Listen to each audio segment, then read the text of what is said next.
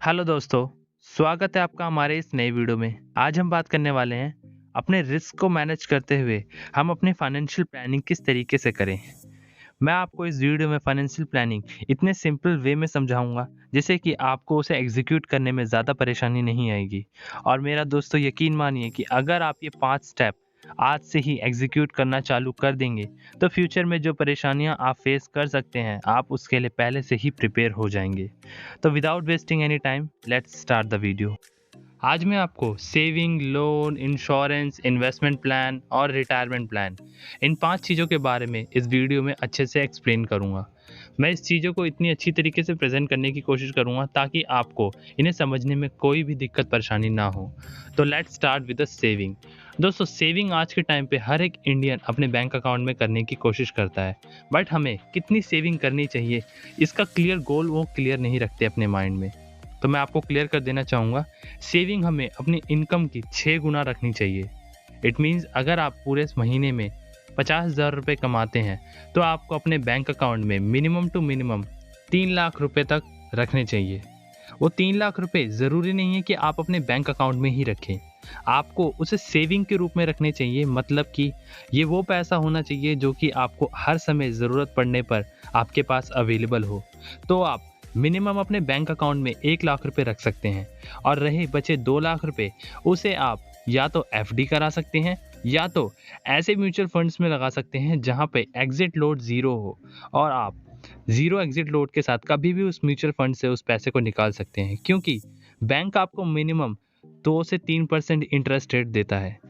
But अगर आप FD करा लेते हैं तो वहीं आपका इंटरेस्ट रेट बढ़कर 5 से 6% हो जाएगा।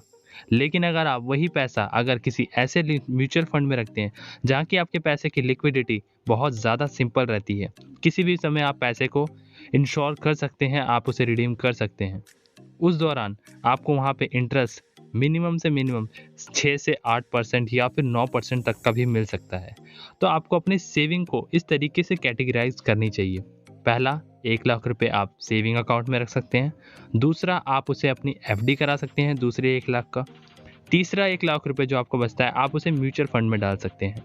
अब आप सोचेंगे कि मान लीजिए आपको इमरजेंसी आती है और 2 लाख रुपए की ज़रूरत होगी, तो ऐसे टाइम पे 1 लाख रुपए आपके पास उसी समय अवेलेबल होंगे आपके बैंक अकाउंट में। दूसरा, एफडी क्लियर होने में अगर मान लीजिए 1 दिन का समय भी लगता है, तो उस दौरान आप अपने सबसे बढ़िया हथियार जो कि आपका क्रेडिट कार्ड, उसका इस्तेमाल कर सकते हैं, क्योंकि यहाँ पे आप वो खर्चा करेंगे जो आपके पास पैसा पहले से ही अवेलेबल है।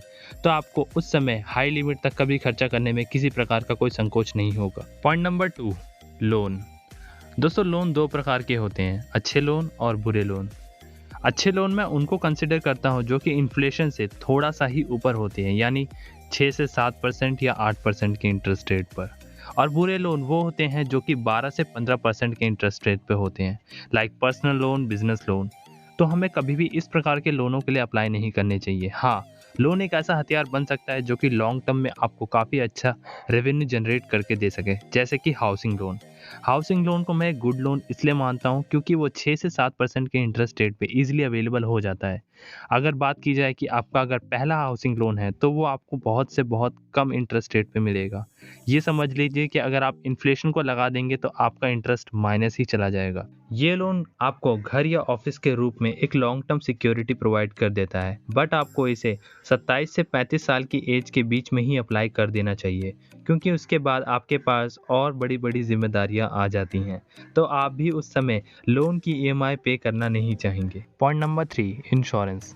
दोस्तों, 2 प्रकार के इंश्योरेंस है जिन्हें हमें अपनी लाइफ में ज़रूर लेना चाहिए। पहला, लाइफ इंश्योरेंस। दूसरा, हेल्थ इंश्योरेंस।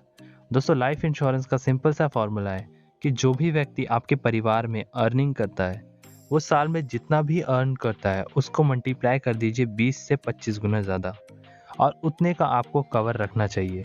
मान लीजिए कि अगर वो साल में 4 लाख रुपए कमाता है तो उसे 80 लाख से 1 करोड़ का कवर लेना चाहिए, और ये मिनिमम आपको 10 से 12 हज़ार के ईयरली प्रीमियम में आपको मिल जाएगा। Health insurance. दोस्तों, हेल्थ इंश्योरेंस एक ऐसी चीज़ है जो कि आपके परिवार में हर एक व्यक्ति की होनी चाहिए, चाहे वो कितना भी छोटा हो या चाहे वो कितना भी बुजुर्ग हो।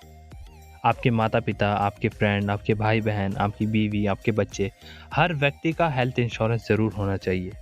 मैं आपको रेकमेंड करूँगा कि 2 से 3 लाख रुपए का इंश्योरेंस तो होना ही चाहिए, क्योंकि अगर आज के टाइम पे हम देखा जाए कि अगर हम हॉस्पिटल जाते हैं तो 2 से 3 लाख का बिल तो बैठ ही जाता है। बट अगर आप उतना पैसा भी अफोर्ड नहीं कर पा रहे, तो मिनिमम टू मिनिमम 1 लाख का इंश्योरेंस तो होना ही चाहिए। विदाउट इंश्योरेंस आपके परिवार का कोई भी व्यक्ति नहीं होना चाहिए।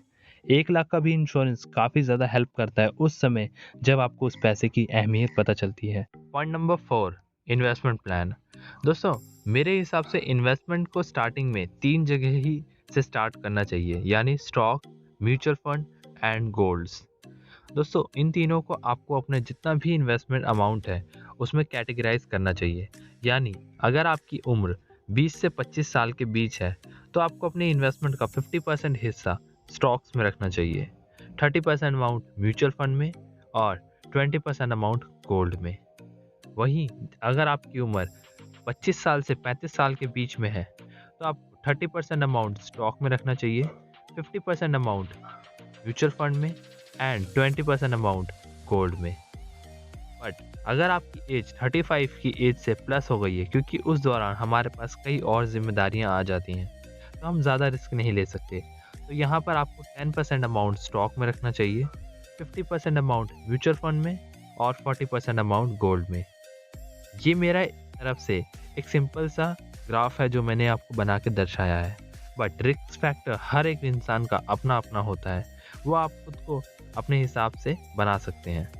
बट अगर आपको इन्वेस्टमेंट की बेसिक नॉलेज चाहिए तो भी आप हमारे चैनल पे बने रहिए। मैं आने वाले टाइम पे और ज़्यादा अच्छी इन्वेस्टमेंट को लेकर वीडियोस लाता रहूँगा।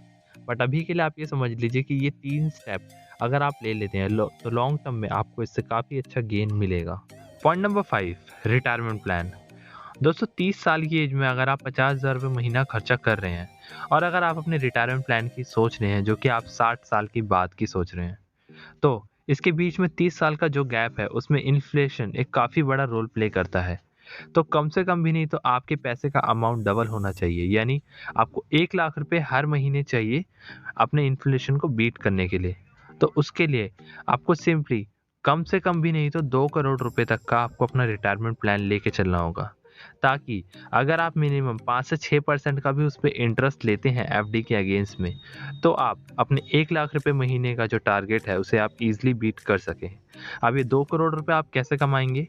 ये आप कुछ बड़े हाई रिटर्न वाले म्यूचुअल फंड्स में अपने पैसों को डाल के कमाएंगे और अपने रिस्क फैक्टर को मैनेज करते हुए आपको अपने म्यूचुअल फंड को एडजस्ट करना होगा। बट ये चीज़ें ध्यान रखनी होंगी कि उसमें एग्जिट लोड और स्टैम्प ड्यूटी का आपको कुछ ज़्यादा असर ना पड़े। तो आपको ये सारे फैक्टर्स को ध्यान में रखते हुए म्यूचुअल फंड में इन्वेस्ट करना होगा और लॉन्ग टर्म में कंपाउंडिंग का पावर लेते हुए आपको अपने रिटायरमेंट की प्लानिंग करनी होगी। आई होप ये वीडियो की इन्फॉर्मेशन आपको पसंद आई होगी। अगर आपको ये वीडियो पसंद आई तो प्लीज़ वीडियो को लाइक करके चैनल को सब्सक्राइब करिएगा, बेल आइकन प्रेस करके हमारे साथ बने रहिए। जल्दी मिलते हैं ऐसी एक और नई वीडियो के साथ, तब तक के लिए stay safe and good bye.